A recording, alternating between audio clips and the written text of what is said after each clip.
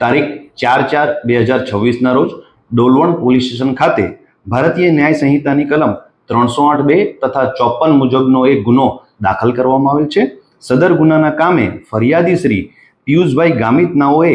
એવી ફરિયાદ આપેલ છે કે આ કામના આરોપીઓ નરેન્દ્રભાઈ મદન મોહનસિંહ રહેવાસી સુરત, સપનાસિંહ વાઇફ ઓફ ઉપેન્દ્રસિંહ રાજપૂત તથા હિરેનભાઈ વસંતલાલ મહેતા નાઓએ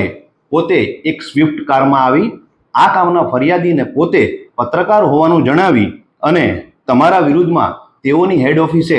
અરજી આવેલ હોવાનું જણાવી તમો આ કામના શાહેદોને સરકારી અનાજ ગ્રાહકોને વજન કરતા ઓછું આપો છો, જે સંદર્ભો તમારો ઇન્ટરવ્યૂ લેવાનો છે અને જો તમે ઇન્ટરવ્યૂ ના આપો તો તમારે અમને 21,000 રૂપિયા આપવા પડશે તેવું જણાવી અને આ કામના ફરિયાદી પાસેથી ખંડણી માંગતા આ કામના ફરિયાદીએ તેઓ પાસેથી પ્રેસ અને મીડિયાના કાર્ડની માંગણી કરતા આ કામના આરોપીઓ ત્યાંથી જતા રહેલા, જે સંદર્ભે